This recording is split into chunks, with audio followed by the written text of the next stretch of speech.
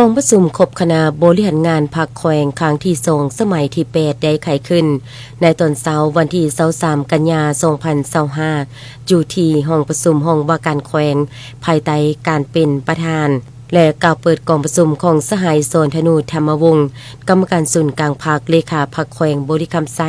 มีประดาสหายในคณะบริหารงานภาคแขวงหัวหน้าแผนกการกรมกององค์การจัดตั้งตลอดฮอดเลขาภาคเมือง7เมืองเข้าร่วม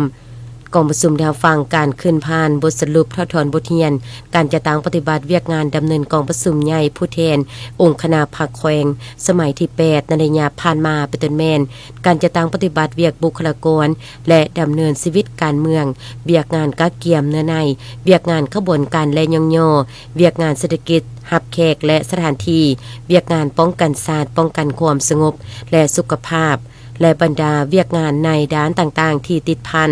อีกจำนวนหนึ่งพร้อมเดียวกันนั้นทานเลื่อนวิไลจันทรพันธ์ห้องเลขาภาคแขวงห้องประธานสภาประชาชนแขวงต่างนาให้กับคณะบริหารงานภาคแขวงยังได้ให้เกียรติขึ้นผ่านห้างดำเนินงานของคณะบริหารงานภาคแขวงสมัยที่8เพื่อแบ่งความรับผิดชอบให้บรรดาสหายคณะบริหารงานภาคแขวงและภาคส่วนที่เกี่ยวข้องนำไปจัดตั้งปฏิบัติในต่อหน้า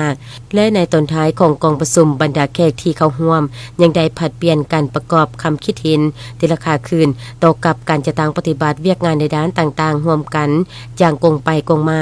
จางมีจุดสุมอันสำคัญพร้อมทั้งเสริมสู่ความรับผิดชอบในการค้นคว้าประกอบคำคิดเห็นใส่บรรดาหน้าเวียกในด้านต่างๆให้มีความเป็นกภาพและถูกต้องสอดคล้องต่อกับการจัดตั้งปฏิบัติเวียกงานตัวจริง